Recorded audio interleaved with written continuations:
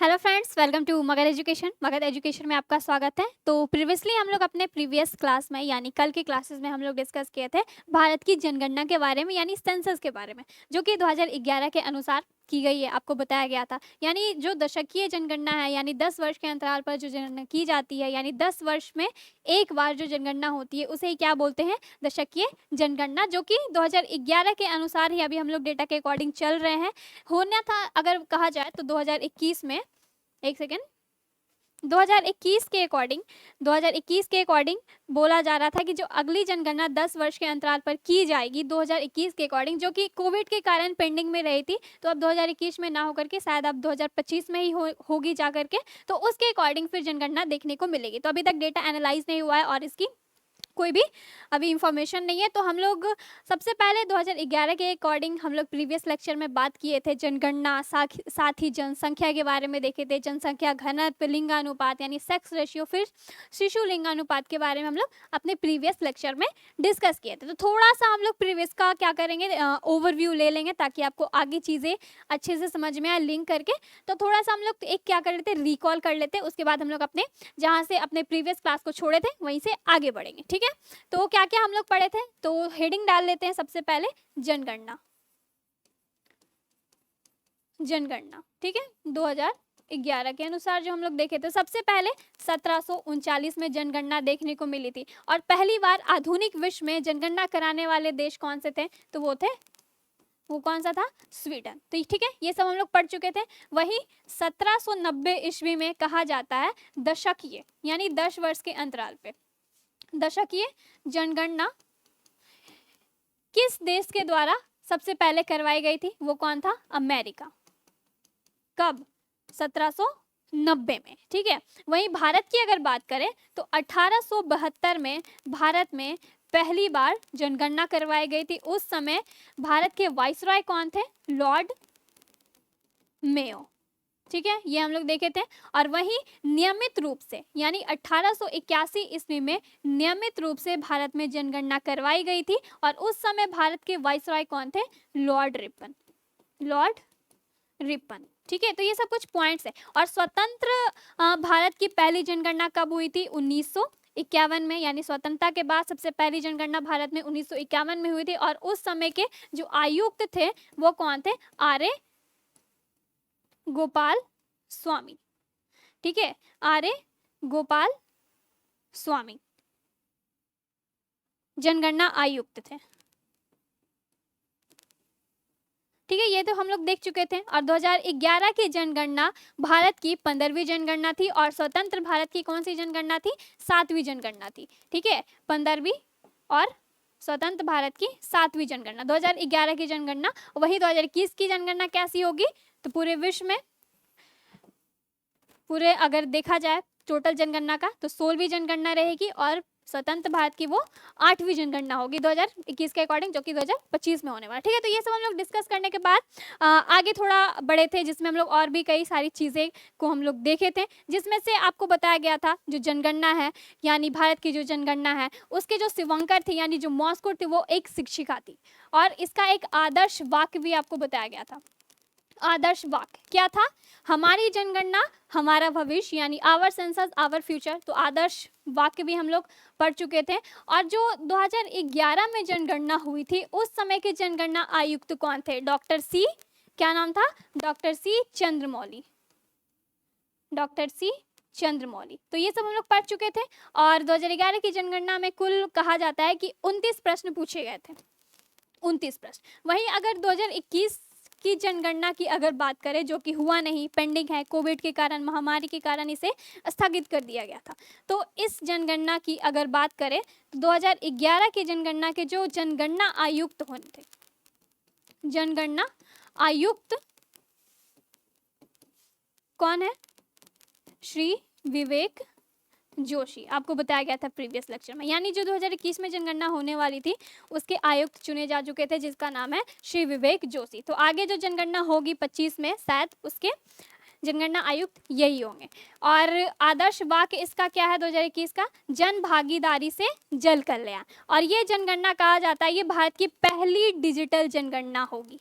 कैसी, digital census करवाया जाएगा 2021 वाला, जो कि 2025 में होगा। ठीक है, वही आगे चल के देखें तो 10 साल के अंतराल पे होता है। पहले हुआ था 1991 में, फिर 2001 में, फिर 2011 में, 2021 में होना था लेकिन ये पेंडिंग है। लेकिन अब ये कब होगी? 2025 में। तो इसके 10 साल के अंतराल पे अब किया जाएगा, नया साइकिल बनेगा 2025 से 35, 2035 से 45, तो ये नया साइकिल होगा। ठीक है, तो ये सब हमारे होने वाले जनगणना से रिलेटेड कुछ जानकारी थी। आगे हम लोग क्या देखें? भारत की जनगणना के अनुसार जनसंख्या देखें तो भारत की कुल जनसंख्या कितनी है?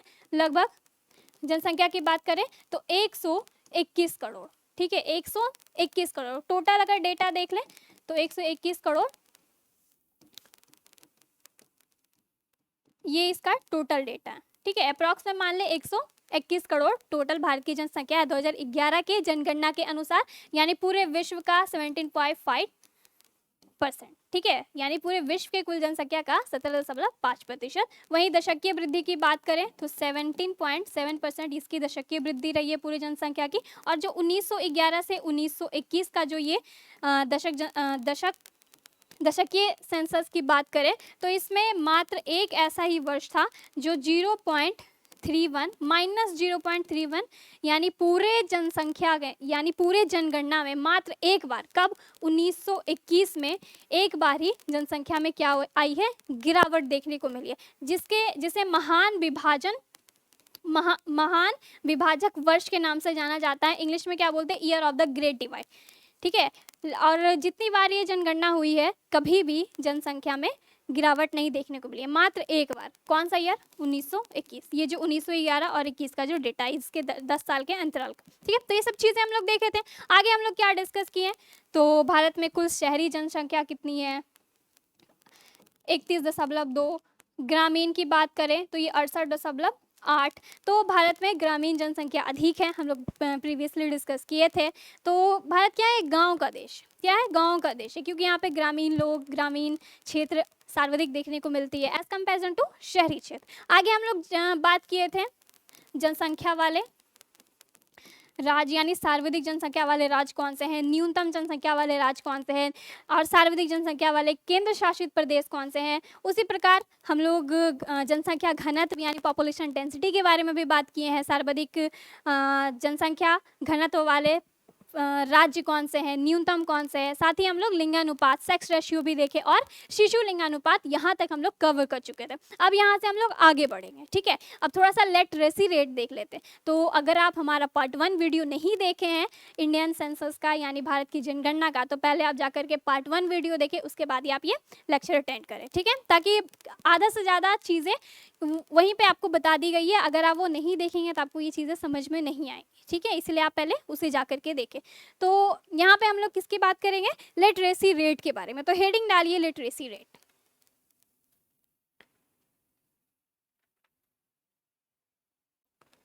लिटरेसी रेट के बारे में बात करते हैं। ज़्यादा नहीं, कुछ पॉइंट्स बचे थे जिसे आज खत्म करेंगे। हमारा एक टॉपिक कंप्लीट होगा इंडियन ज्योग्राफी का, जिसमें हम लोग साक्षरता यानी लिटरेसी रेट के बारे में बात करेंगे।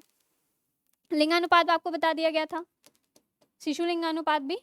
तो इसमें हम लोग देखेंगे साक्षरता यानी लिटरेसी रेट।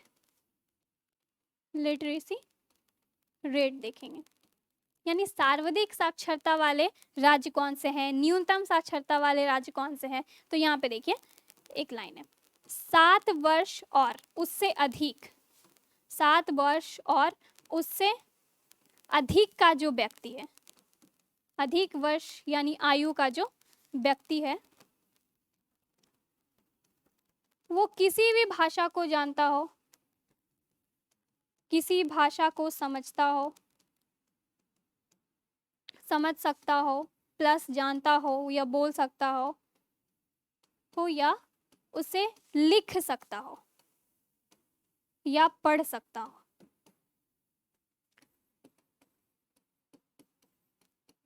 वो कैसा कहलाएगा?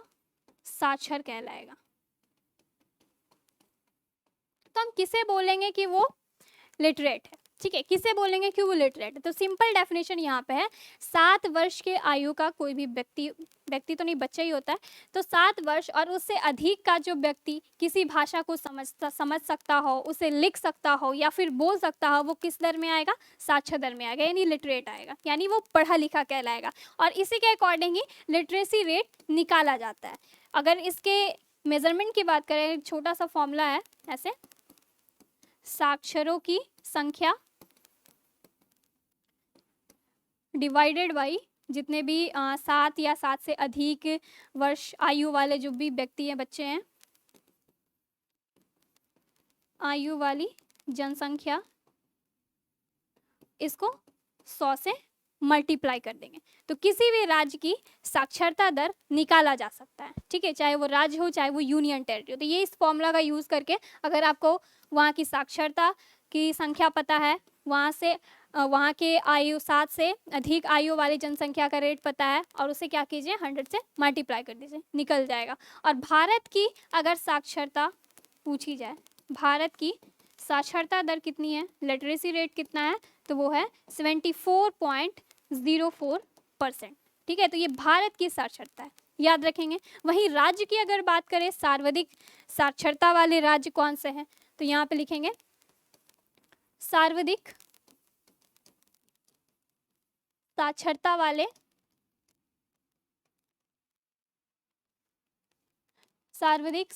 वाले राज्य प्लस न्यूनतम यानी कम, न्यूनतम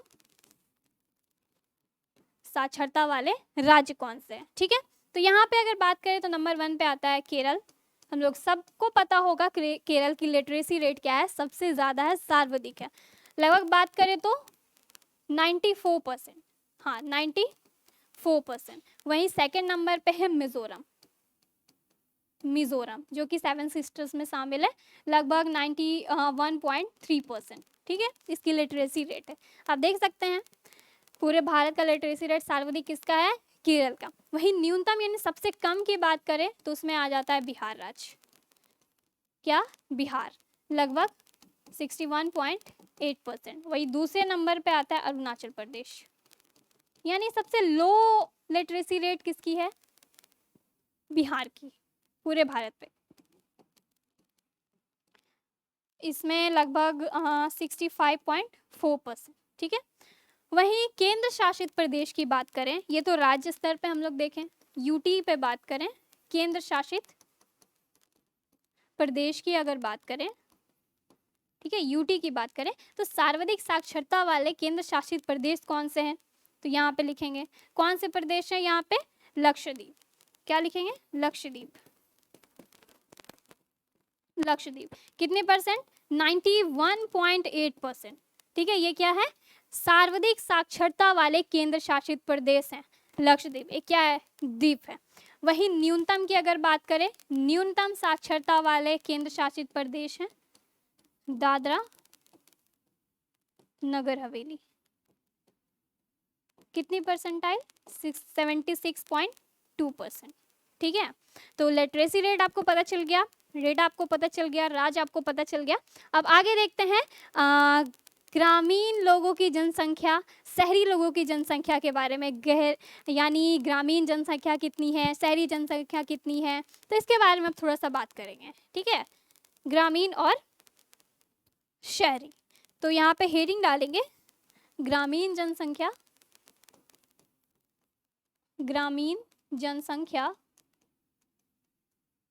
एवं और शहरी जनसंख्या।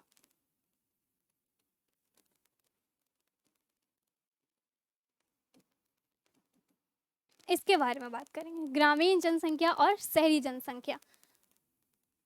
ठीक है, तो अगर राज्य स्तर पे देखें,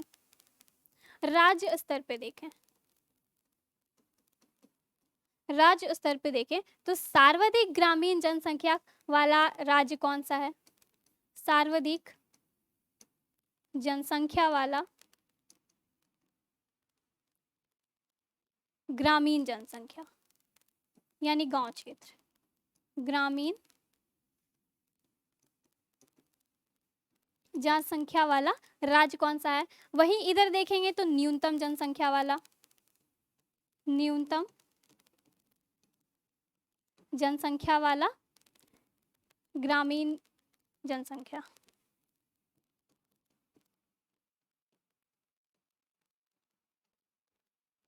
ठीक है, अब इसके बारे में लिखते हैं। तो सबसे ज्यादा जो ग्रामीण जनसंख्या है यानी रूरल पॉपुलेशन जो देखने को मिलती है वो कहाँ देखने को मिलती है? हिमाचल प्रदेश में। कहाँ? हिमाचल प्रदेश में। हिमाचल प्रदेश में सबसे ज्यादा क्या है? ग्रामीण लोग आपको देखने को मिल जाएंगे, लगभग 90%, लगभग 90%। वहीं न्यूनतम की बात करें यानी सबसे कम ग्रामीण जो जनसंख्या है वो किस राज्य में देखने को मिलती है? गोवा। कहाँ? गोवा, मात्र 37.8%। वहीं अगर पूछा जाए सर्वाधिक शहरी जनसंख्या, ग्रामीण तो पता चल गया, सर्वाधिक शहरी जनसंख्या वाले राज्य कौन से हैं? तो वो कौन सा होगा? तो यहाँ से आप आइडिया लगा सकते हैं।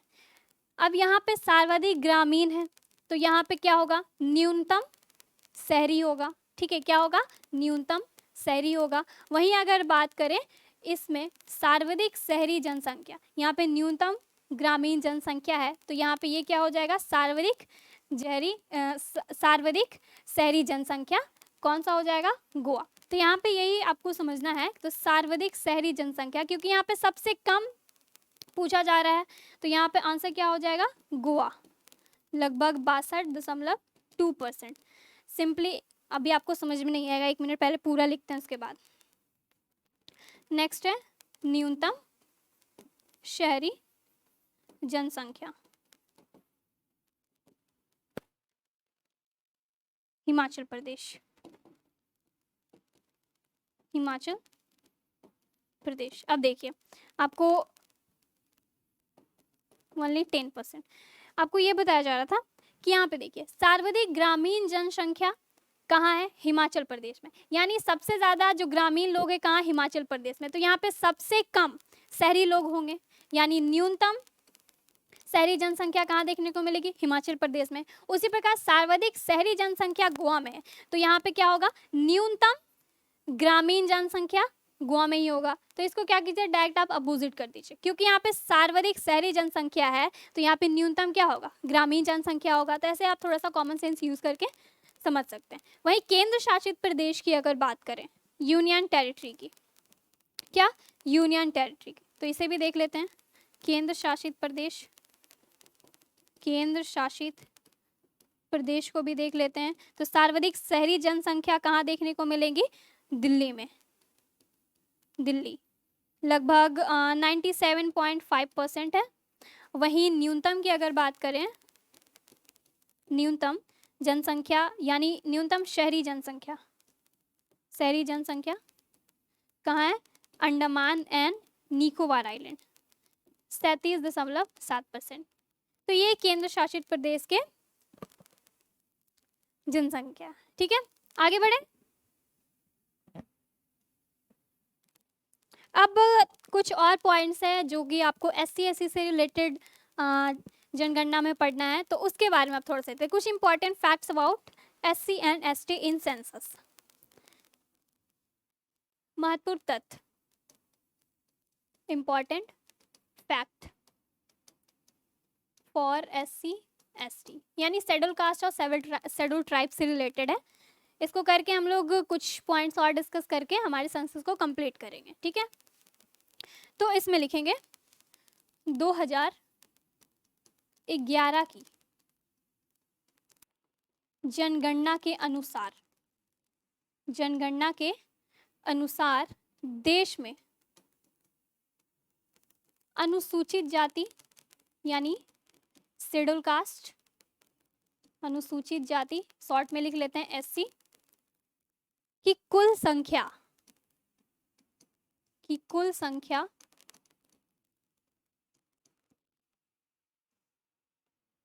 20.14 करोड़ है। यहाँ पे एक डेटा आपको बताया गया है कि जो 2011 का जो सेंसस है यानी 2011 की जो जनगणना है उसके अनुसार ये पता लगाया गया है कि जो भारत में शेड्यूल कास्ट की जो टोटल पॉपुलेशन है वो कितनी है, 20.14 करोड़ है। ठीक है, ये डेटा के अनुसार कहा जाता है। तो बताइए उसमें से सर्वाधिक शेड्यूल कास्ट यानी अनुसूचित जाति वाले राज्य और या फिर केंद्र शासित प्रदेश कौन से, यानी सर्वाधिक जनसंख्या वाले राज्य कौन से हैं शेड्यूल कास्ट के। तो यहाँ पे वही पॉइंट लिखना है, सबसे ज्यादा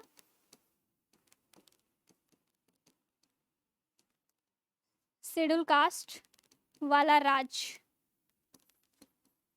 या फिर यूटीवी केंद्र शासित प्रदेश कौन सा है। आंसर क्या होगा, उत्तर प्रदेश। यानी उत्तर प्रदेश में सर्वाधिक अनुसूचित जनजाति देखने को मिलेगी, सर्वाधिक पॉपुलेशन वही है उत्तर प्रदेश। वहीं न्यूनतम की अगर बात करें, न्यूनतम यानी सबसे कम शेड्यूल कास्ट की जनसंख्या, कम नहीं बोल सकते हैं, ये परसेंटेज के अनुसार है।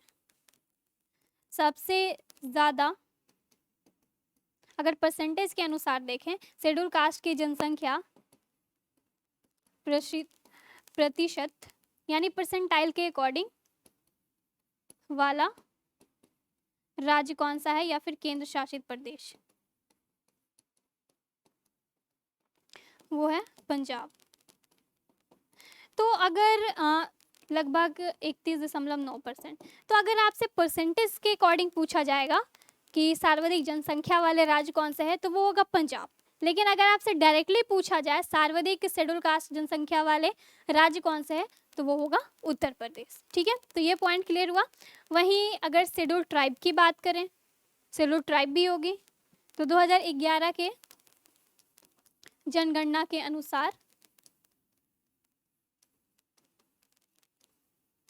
2011 के जनगणना के अनुसार शेड्यूल ट्राइब यानी देश में शेड्यूल ट्राइब यानी अनुसूचित जनजाति की कुल जनसंख्या कितनी है,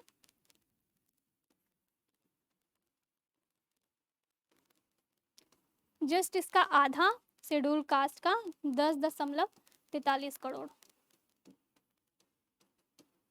ठीक है, तो ये शेड्यूल ट्राइब की जनसंख्या है। क्या है, शेड्यूल ट्राइब की जनसंख्या। अब इस अनुसूचित जनजाति के बारे में अगर थोड़ा देखें, अगर इसके डेटा की बात करें, तो सबसे ज्यादा शेड्यूल ट्राइब वाले जनसंख्या वाले राज्य कौन से हैं, सबसे ज्यादा शेड्यूल ट्राइब जनसंख्या वाले राज्य कौन से हैं, तो वो है मध्य प्रदेश। ठीक है, वहीं अगर सबसे परसेंटाइल के अकॉर्डिंग पूछा जाए, सबसे ज्यादा शेड्यूल ट्राइब जनसंख्या प्रतिशतता वाला राज्य कौन सा है, राज्य या फिर यूटी, दोनों में से देख रहे हैं। ठीक है, यहाँ पे यूटी भी लगा लेंगे, तो वो है लक्षद्वीप। 94.8%। तो कंफ्यूज नहीं होना है। अगर आपसे पूछा जाए भारत का सर्वाधिक शेड्यूल ट्राइब जनसंख्या वाला राज्य या फिर केंद्र शासित प्रदेश कौन है, वो है मध्य प्रदेश। वही परसेंटाइल के अकॉर्डिंग अगर पूछा जाए तो वो है लक्षद्वीप, जो कि एक यूनियन टेरिटरी है। ठीक है, यहाँ तक क्लियर हुआ। तो अब हमारा सेंसस लगभग खत्म हो चुका है। बस इससे रिलेटेड कुछ 2 और पॉइंट्स हैं जो आपको याद रखने हैं। थोड़ा सा एक्सेप्शनल इस सबसे निकाला गया है ताकि आपको ये चीज़ें याद रहे। ठीक है, तो यहाँ पे हमारा सेंसस ऐसे कंप्लीट होता है। बाकी इससे रिलेटेड कुछ 2 और पॉइंट्स हैं जो आपको अभी बताया जाएगा, तो यहाँ तक नोट करें, हम लोग आगे चल रहे हैं।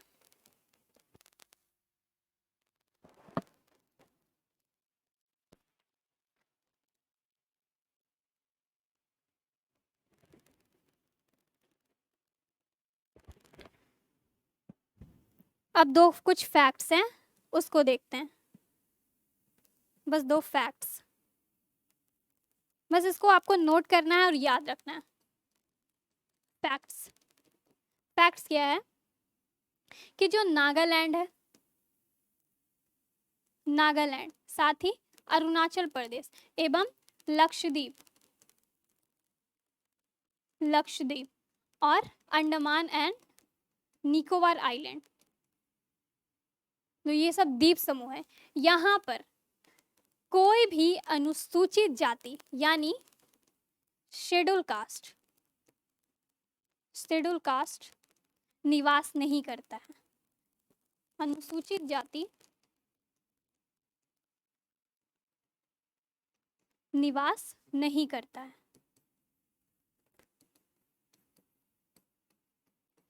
ठीक है, यहाँ से एग्जाम में क्वेश्चन भी बने। निम्नलिखित में से कौन सा राज्य या फिर यूनियन टेरिटरी है जहाँ पे शेड्यूल कास्ट यानी अनुसूचित जाति निवास नहीं करते? ऑप्शंस में दिए हुए थे, तो क्या याद रखना है? Nagaland, Arunachal Pradesh, Lakshadweep and Andaman and Nicobar island. ठीक है, जिसमें से 3 आपको यूटी, अंडमान निकोबार आइलैंड, लक्षद्वीप आपको यूटी मिल जाएंगे। ये अरुणाचल प्रदेश और नागालैंड ये उत्तर पूर्वी राज्य हैं। वहीं दूसरा पॉइंट यहाँ पे बनता है सेम, हरियाणा, पंजाब, दिल्ली, चंडीगढ़ और पुडुचेरी। यहाँ पर कोई भी शेड्यूल ट्राइब यानी अनुसूचित जनजाति निवास नहीं करती है। अनुसूचित जनजाति निवास नहीं करती।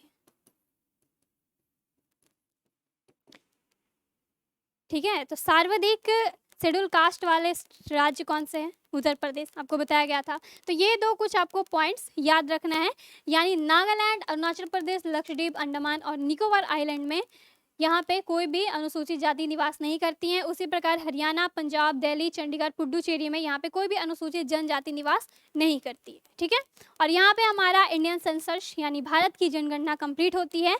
अब इंडियन ज्योग्राफी का लगभग कुछ ही टॉपिक बचा है, उसे हम लोग खत्म करके अपने नए सिलेबस पे आएंगे। ठीक है, तो फिलहाल आज के लिए बस इतना ही, मिलते हैं अपने नेक्स्ट क्लास में। Thank you.